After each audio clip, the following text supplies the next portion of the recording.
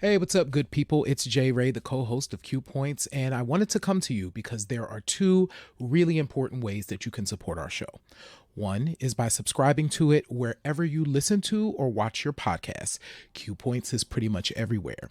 The other thing that you can do is you can visit us on Apple Podcasts, on Spotify, and on Podchaser, and you can leave us a star rating. Please rate us 5 stars because you know you love Q Points. And on Apple Podcasts and on Podchaser, you can actually leave us a written review. It's not required, but it really does help to spread the word about the show, and it helps people to discover it as they're looking for new podcasts to listen to.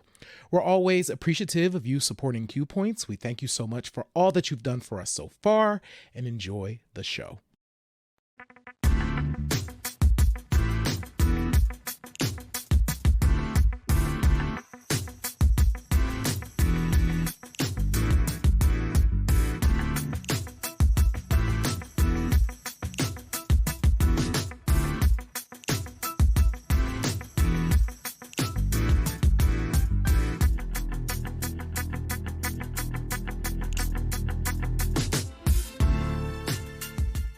Greetings and welcome back to another episode of Q Points Podcast. I am DJ Sir Daniel.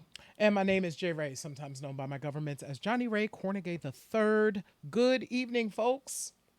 Guess what, Jay Ray? They not like us because we are the number one podcast according to the latest numbers that have come out.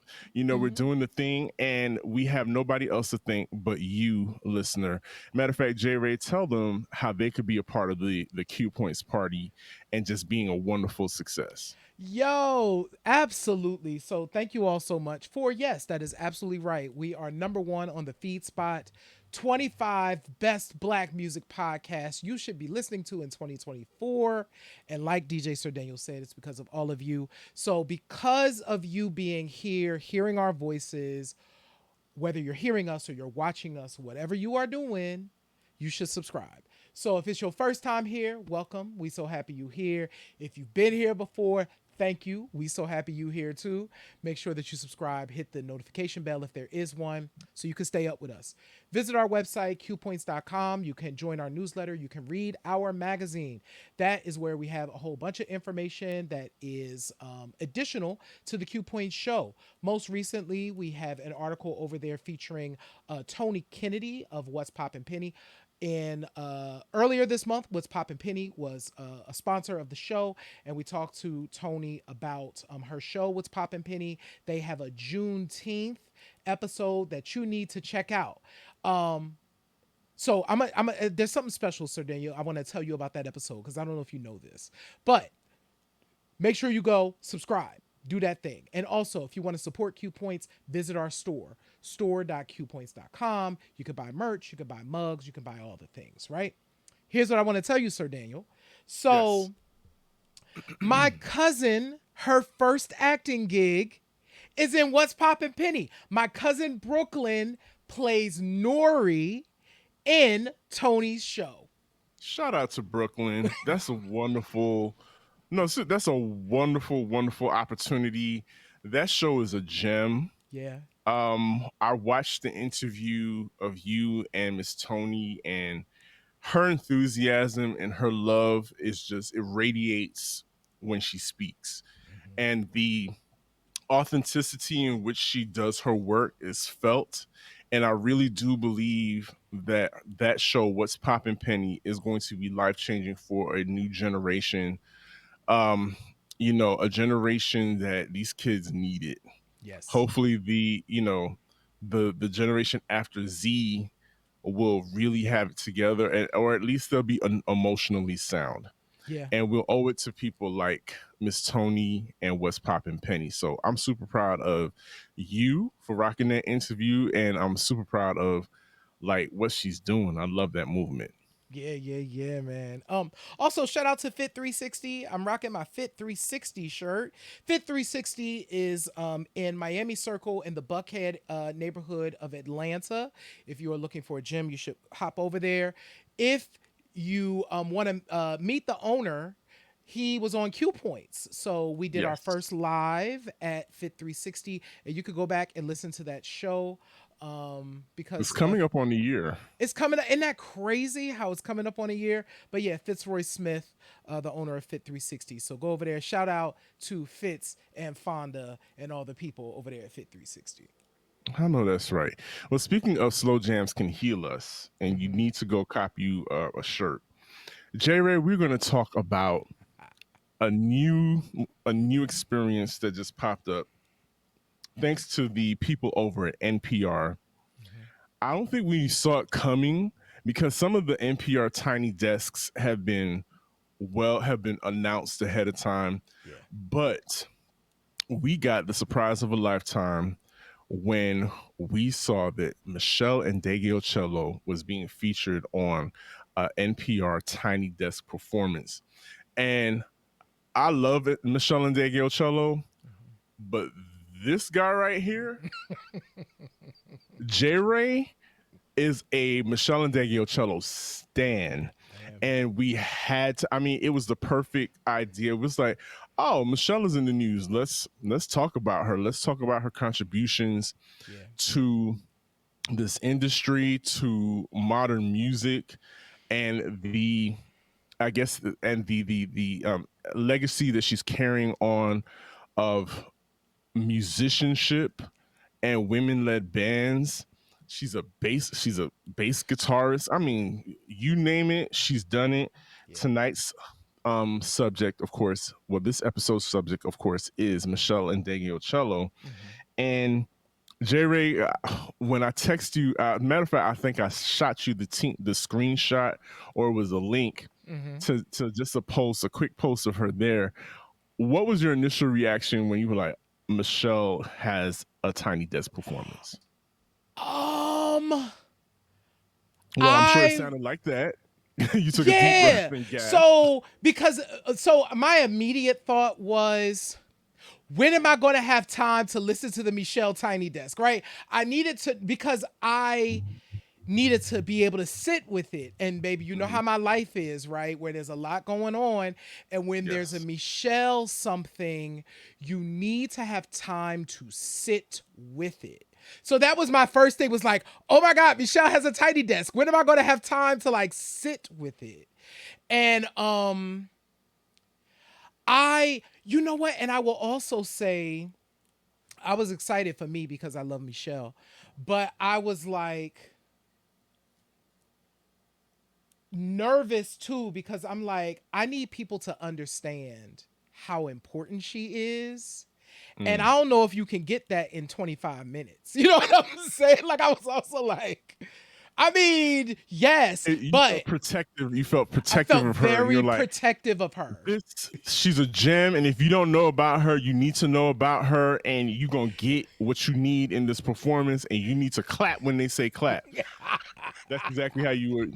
That's exactly how he was behind the scenes. Literally, you are explaining exactly how I was behind the scenes. But I was so Michelle, to that point, Sir Daniel, she is the person that I have seen live the most. It was a toss up between Michelle and the Roots. I've seen, I don't know how many times it's been now. It's more than 5, less than 10. So it's somewhere Mhm. in between 5 and 10. But of course, I saw her live last year at the Ardmore Music Hall in Philly, or in Ardmore actually. And what was dope about that show is we got introduced to her band. Like, she has an all new band. She, for the last 4 years or so since ventriloquism, has been referring to Meshell Ndegeocello as a band, Uh, which, yeah, kind which of is like Sade. kind of like Sade, exactly. Mm. And the way I've heard her kind of talk about it is because she is at this point in her musical journey and in her life where she is grateful for, she just loves being able to play with musicians, and she feels like these folks are taking her to new places. She even said that in the Tiny Desk. She's like, oh my God, where I'm able to go now is in a new place, right? And I will tell you, when I saw her last year, it literally felt like we went up in a spaceship Hmm. to the blackest, spaciest place we could go. And then at the end, it was like, okay, we have to land now back here on Earth. But for that period of time, she took us up into the spaceship. And this Tiny Desk felt like that too.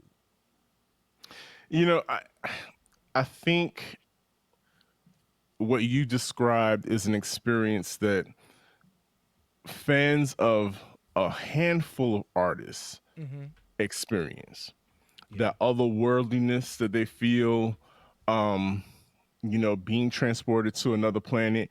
Not since like even back when Parliament, George Clinton in Parliament, literally had a spaceship come down and portrayed that experience. Yeah. I think it's only a handful of people that can do that with their artistry these days. And Meshell is definitely one of them. Yeah. And I think what lends to that is kind of her Yeah. niche reach. She's not she's not super mainstream. Mm-mm. You know about her, but she's literally like, if you know about her, the cool kids know about Meshell Ndegeocello. You know what I'm saying? So being a part of that audience and being that in that audience, I have no doubt was otherworldly. I'm trying to think if I've ever seen her live, and I want to say I don't think she was a featured artist. I think it might have been one of those like at a funk jazz cafe event Mm-hmm. here in Atlanta where she just kind of popped up Mm-hmm. and she got on stage for a hot second, but you're not getting the whole show. Right. But I was very taken aback when I listened to her do a rendition of Dreadlocks. No, no, no. Or Outside Your outside your Door. door. Mm-hmm. Outside Your Door, I was immediately transported. Remember that episode where we talked about about songs that we included on a sex Uh-huh. tape? Yeah, Outside Your Door is definitely one of those. Of And course. it was like a no-brainer, but she sounds exactly the same. She sounds exactly the same in that pocket. She's it almost feels like she's whispering directly in your Here I ear. am waiting. You know what I'm saying? That's exactly it. And I don't know, that takes a level of intimacy, and I think that might be the key to her voodoo over us is that level of intimacy that she has that we all seem to experience when we allow her into our heads. No, I think you have tapped in. She's also the type of artist when you see her live, she is taking in the music. One, Hmm. she works with stellar musicians. We're going to talk about that in a second. She's taking in the music and there's almost like a channeling. What I love about this current moment, even when you look at the Tiny Desk, Michelle's bass was in front of her, but she didn't touch the bass one time. She had a bass player there with her, and she's able to embody this music, take it in, give it that Michelle thing whenever she needed to give it. Hmm. But she let Justin and Kanita lead really the vocals. So just so that folks know, Justin Hicks and Kanita Miller Hicks, they're a husband and wife duo. They have a trio called the Hot Plates. That's HAWT.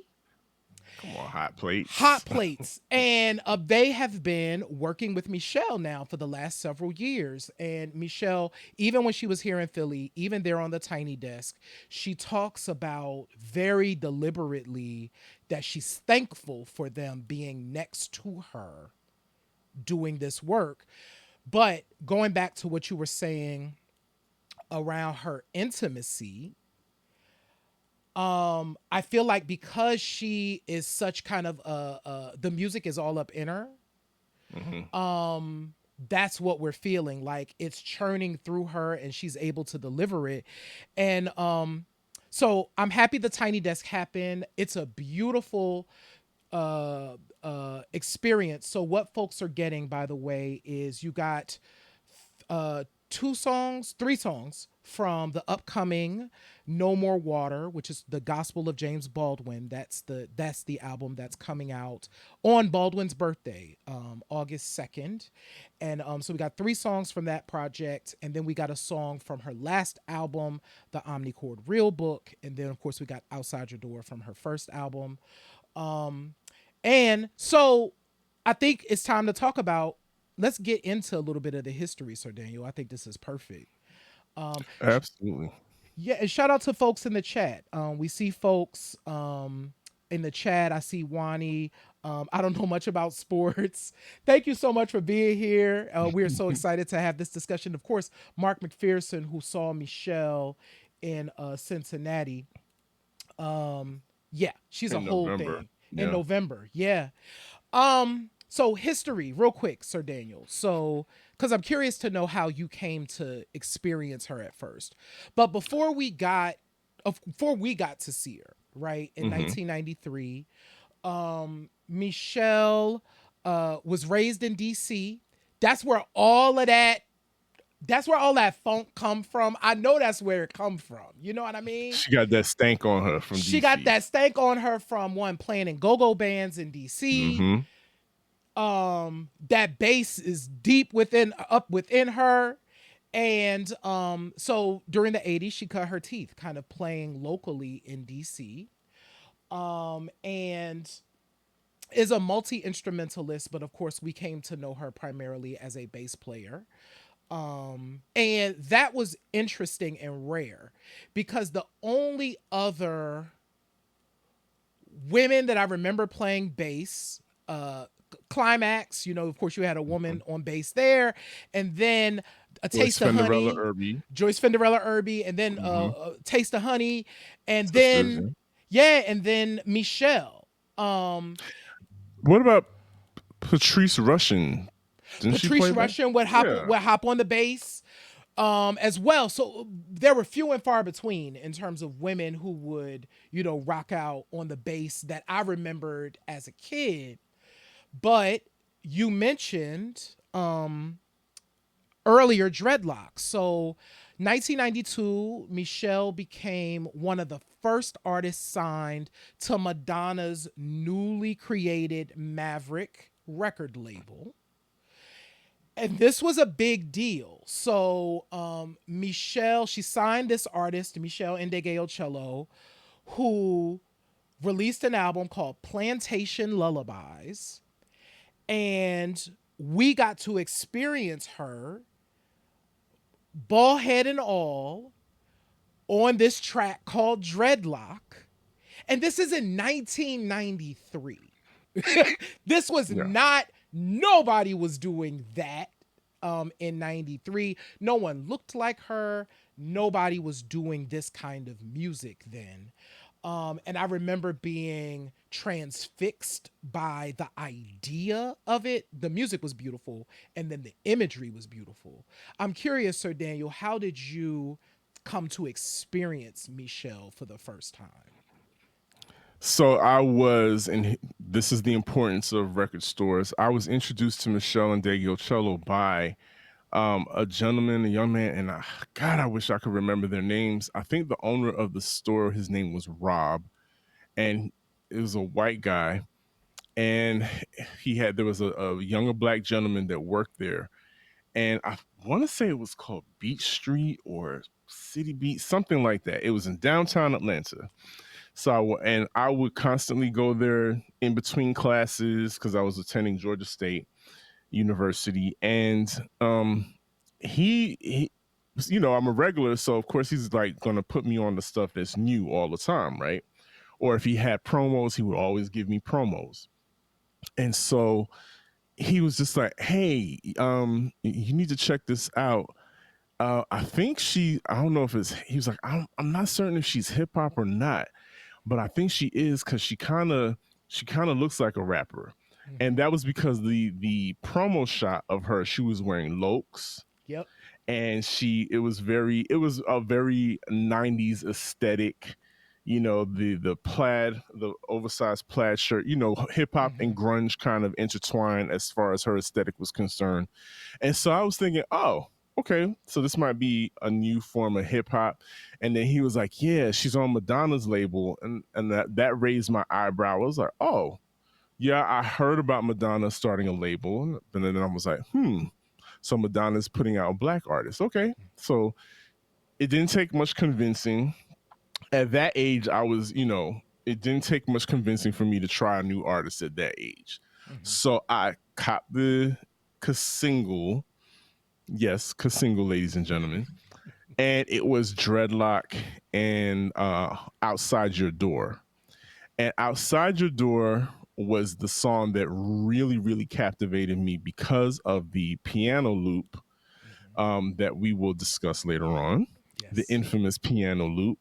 And I was just taken in by that voice that we talked about earlier, the intimacy that she created between your ears and the air and your headphones. Mm-hmm. And I was like, what is this? And this was like at the burgeoning, the beginning of the resurgence of the poetry scene. Yeah. So, she was speaking in that poetic cadence that, all the poets on the scene were speaking in.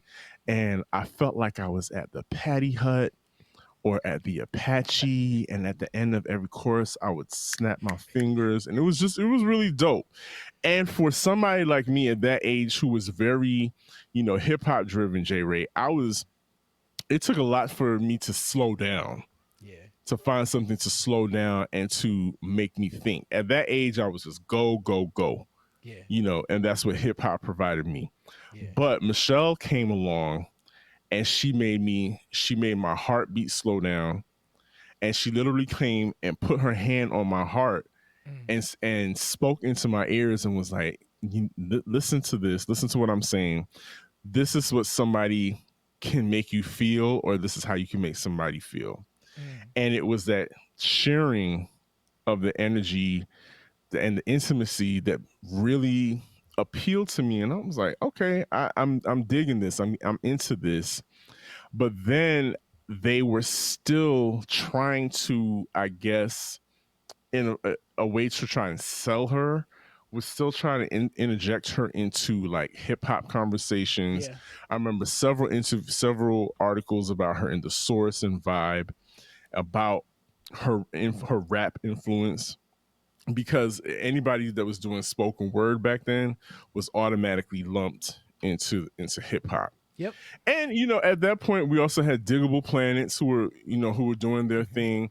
A Tribe Called Quest had already pioneered that hip hop poetic Mm-hmm. jazzy style. Everybody was at that point was sampling jazz loops, Yep. and so here comes Meshell, and she's playing everything like Mm-hmm. you said, and so I think that lent her to like the Lilith tours, and so Mm-hmm. she started popping up on these mainstream platforms like MTV because of her involvement in the Lilith tour.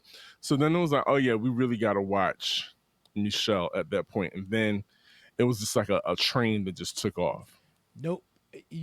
So one things that you mentioned that's so interesting, and I want to highlight this here because I think it's important. Um, is that intentionality too behind the Plantation Lullabies? Because one of the artists that you mentioned is a Tribe Called Quest. Mm-hmm. Meshell was absolutely heavily influenced by Tribe, and the mixer on Plantation Lullabies was none other than Bob Power, who did all the Tribe Called Quest stuff, who's name checked Bob Power. You there? Yeah. And, address my bass and tempo, make my shit sound clear, right? Mm-hmm. So Bob Power was also working on the Meshell album, right? Mm. So that sound that we get from that album is because that sauce that was in that Tribe stuff is also in Plantation Lullabies. And so I do remember that too, where they were definitely interjecting her into the hip hop conversation and she fit easily. But there was also this other thing that I couldn't put my finger on about her.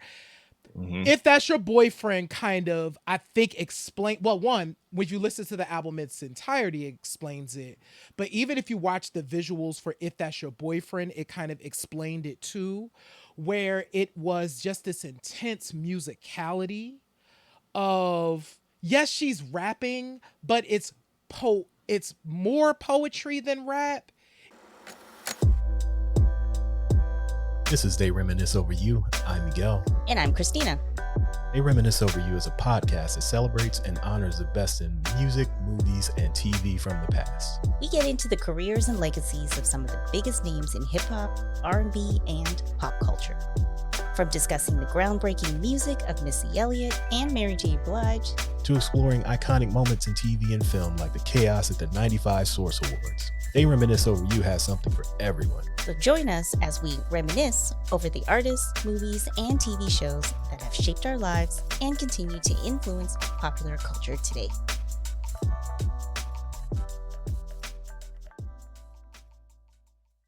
And it's funny you bring up If That's Your Boyfriend. So I think here is where the media starts playing up on people's sexuality, and the recording industry is like, well, maybe I don't know if Madonna had anything to do with it, or the fact that she was signed to a person like Madonna who does not shy away from controversy, and was like, okay, clearly this woman presents a certain way. She's not wearing, a pointed bra. She doesn't have the long hair. She's doing the exact opposite of what a lot of women were doing at that time. And so a song, and that video in particular, If That's Your Boyfriend, it definitely started, it was like a little, she was sending out clues, if you ask me. Yeah. It was definitely dropping breadcrumbs to like, y'all, I don't know if y'all are picking up what I'm putting down here, if y'all get it, but I think she was sending out a bat signal to the queer kids and to everybody who can appreciate all subcultures, and that she is not mainstream, and that this song is, she's really playing on the fact, and I think she said in her interviews, I did this song on purpose because a lot of people looked at me and assumed that I could not take somebody's man. I think there was something, a conversation she was having, and they were like, and she was like, oh, really, you think? And so she's like, yeah, I present this way, but I still got the juice to pull your man, even though I really don't want him. Right. That's just, it's a play. He's a plaything. And so she started playing with that a lot, and the imagery, and it was like, okay, this woman's different, and I think she's not afraid, or she's not shying away from controversy. And little did we know, an album later, she was gonna speak the quiet truth out loud more than ever at that point. Absolutely. And Mark is saying that exact same thing. That is absolutely true. I feel like, so for me, Peace Beyond Passion, which is Meshell's second album, picture right there, for those who are watching, helped me to navigate my coming out personally. I remember I was working in the studio at the time. So this is 1996. I was working in the studio, and one of the most beautiful things I would love to do, baby, is to test the album. I would put that CD on in the studio speakers in the control room, and I would let that thing play. So I needed to hear all the things, And like with it was different than the first record in that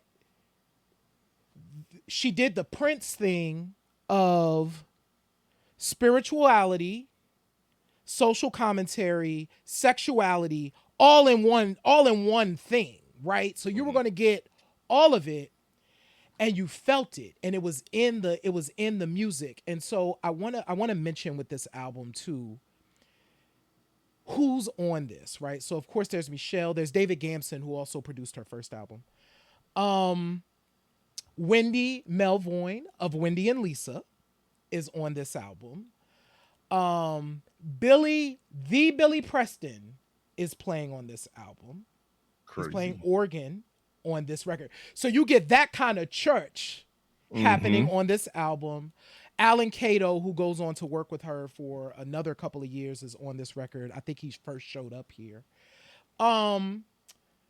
And this album is the album where it's like, I'm going to say the thing, like you said, I'm going to say the thing out loud. And not only am I going to say it, our first single and music video, y'all, it blows my mind every time, Sir Daniel, where, yes, Leviticus, because we can't say the F word, is the first single from Peace Beyond Passion. And they did a video that is beautiful and heartbreaking at the same time about a young queer man who takes his own life. It's a lot. Yeah. And the story is so powerful, and the video is powerful, and the song is powerful. And it's like, girl, wow, that's what we're doing. And that's what she did. Yeah, that time, let's see, we're like you said, we're in 96. Yep. So there's an uptick in visibility. You know, we had what's his name? Matthew Shepard. Mm-hmm. We had that incident. You also had Ellen coming out on television. Mm-hmm. It was like a zeitgeist. Yep. Of all these different monumental moments in media for these media personalities to talk about sexuality frequently, openly and frequently. And you know, here comes Meshell, who's probably at that time was like one of the lone black voices. Yeah. There wasn't a whole hell of a lot of black people speaking up. Mm-hmm. And I imagine, I don't know if that did anything to her career, because Meshell's relationship with the black community is a special one. I don't think it's ever flailed or had any issues. I don't think she's ever received any kind of backlash. And that I don't know if that's what that's a testament to. It's probably just a testament to the work. Mm-hmm. And people just dig dope artistry regardless of who it's coming from. Yeah. And so to this day, once we get into that space where she's grown as an artist, and then we start seeing her as much, which I think for whatever reason, I think a lot of artists go through that phase where they get this popularity and they're like scorching hot. And then there's some things about the industry. It's like a story. Everybody has the same story. They find out things about the industry that they absolutely despise, and then they just retreat for a while. Yeah, you know, I know that I can't speak for sure, but I'm sure there were personal things. There are some stories I remember reading at the time. So there's relationship stuff, there's personal stuff, there's all of this stuff, right, that gets into the mucky muck. And also, I don't know that you can be an artist like Meshell Ndegeocello and be really in the limelight like that. I don't think it could work like that, because she is such a consummate creator. Every single project. Now, this is, I think it was her 12th album that came out last year. But if you really break it down, she has like there's probably like 14 Meshell projects. Mm-hmm. You know what I'm saying? Because there's like official Meshell albums and then there's like other stuff. Um, I don't know that you can be her and create and be in the limelight and be yourself, because what we end up seeing is the next album is Bitter, right there, right up there. Mm-hmm. Which includes, so Fool of Me was on the Love and Basketball soundtrack. That song became just a Quiet Storm classic as well. But that album is about pain and love. But like the icky side, like the side of love that people don't like talking about, Right, this of course. album covers. Produced by Craig Street, who at that point was producing every jazz. If you wanted to be an interesting artist or whatever, Craig Street was probably producing your joint, because he had a like country thing, but it was kind of hip hoppy a little bit. It was a very interesting sound. Um, and so I don't know that you can be that. And then after that, we get Cookie, which was her black album. She needed to make a black album, and which is a great record. Oh my God, it's such a great record. You know who's on the remix, on the Pocketbook remix? Redman is on there. So she tried to get a whole bunch of other people for that record. There's this lore and story of Cookie, but people wouldn't do the album. Mm. And her last official major label album was Comfort Woman, I think. I think Dance of the Infidel may have came out on some major label, but it might have been like a small thing. But Comfort Woman is actually, I think, my second favorite Meshell record.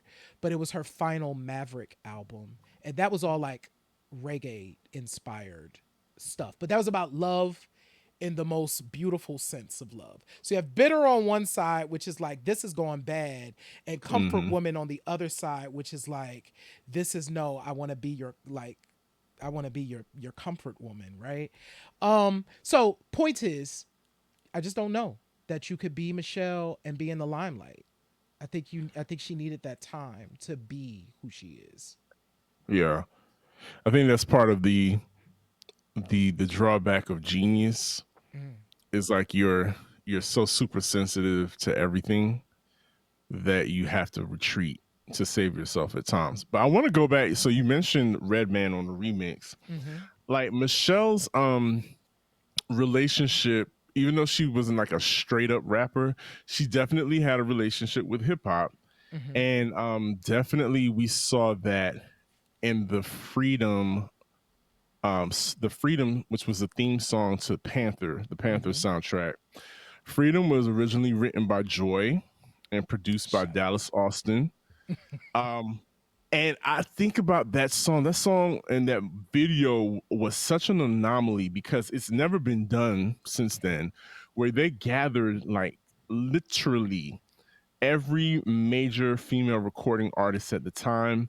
And I think even some underground artists were in the video at least and a part Mm-hmm. of that recording. But so remember there were two versions of the song. There was the vocalist version, this R&B version, the singing version, and then there was a hip hop version with like MC Light, Yo Yo Latifah, Left Eye. Trying to think who else. Left Eye, Patra Yes, was on the Patra. hook. Patra was on the hook, and then of course Meshell Ndegeocello. She was on this singer version, but she got on there and she spit a rhyme, but in her poetry style. Mm-hmm. So she's always had this relationship with hip hop. And then fast forward, do you recall she showed up on Queen Pen's debut album? Yes. with an updated version of Boyfriend. Well, it was just called Boyfriend, but it Mhm. was like a a part two of If That's Your Boyfriend. Yep. And Queen Pen at that point was not holding back any punches. She openly discussed bisexuality Mhm. and talked very openly in her rhymes about relationships or trysts with other women. And Meshell lended her vocals to that. So she's always had one foot in the hip hop game for sure, and she was able to hang with everybody, and that's how she was definitely a one of one kind of artist. She is a one of one kind of artist. Yes. And before we wrap up this segment though, so we're talking about hip hop. So J Ray, we can't not discuss the controversy. Oh, one thing before we get to the controversy, can I just say Okay, one thing? sure. Um, just so that folks know, I feel like this is really important. Meshell has some of the best slow jams in all of black music. Every single album has more than one, like just classic slow jam. And I want to raise up two before we go to the controversy. Hmm. One is from Cookie, the Anthropological Mixtape. If you've never heard Earth, y'all need to go play it. It features Layla Hathaway. Layla is on that. Them vocals on the bottom of that vocal is crazy. And Lovely from The World Has Made Me the Man of My Dreams album.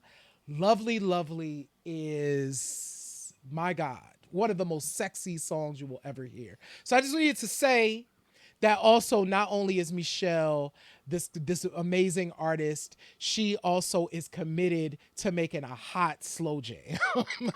Yes, and there is a difference between a ballad and a slow jam. We didn't Yes. talk to that in one of our in our slow jams can heal us episodes. So make sure you Yes. check that out as well.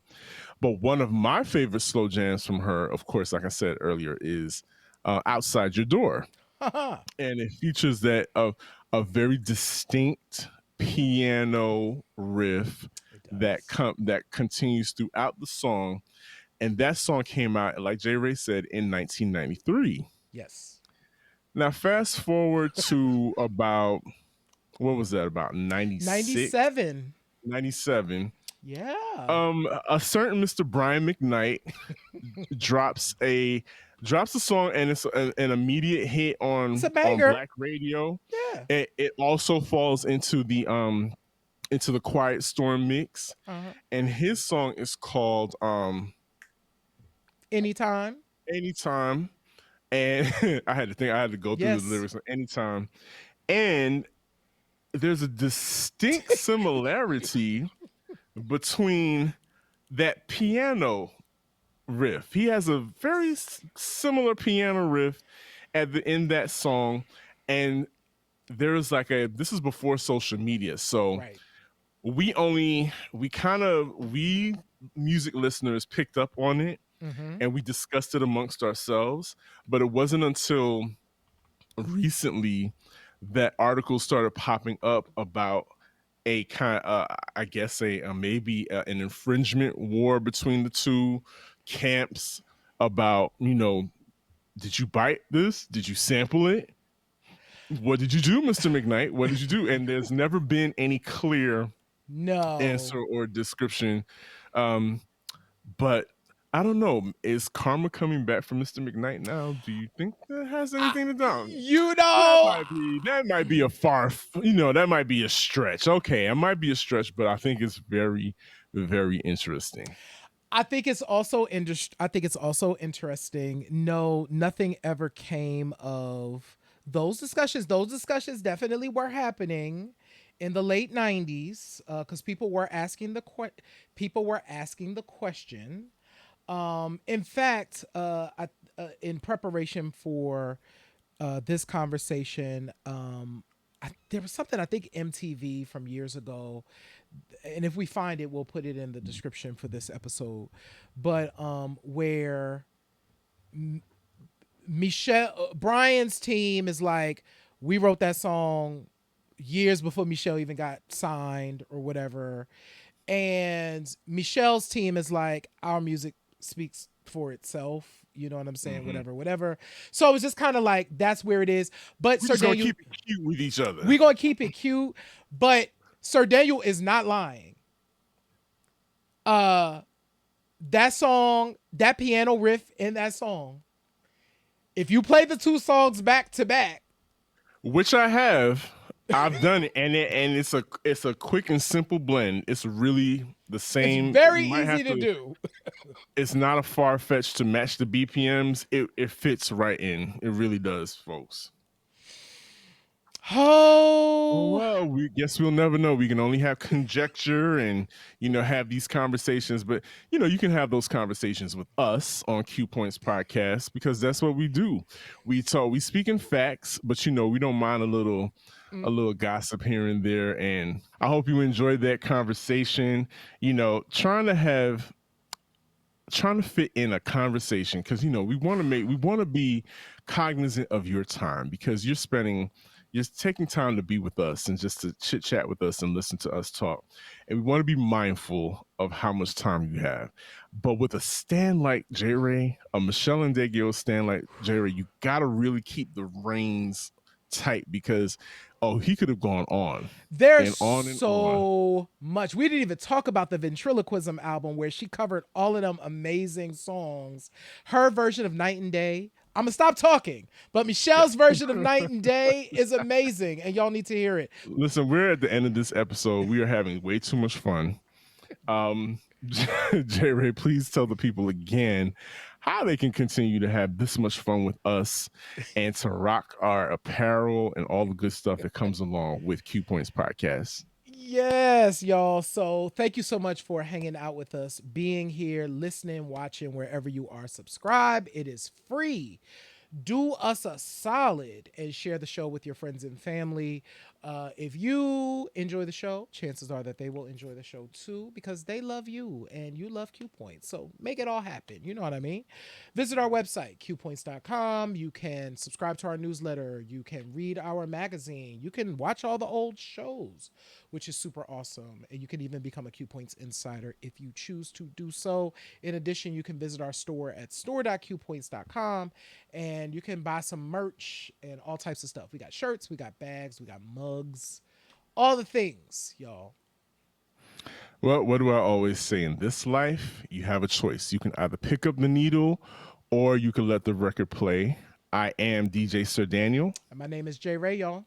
This is Q Points Podcast, dropping the needle on Black music history. We'll see you on the next go round. Peace.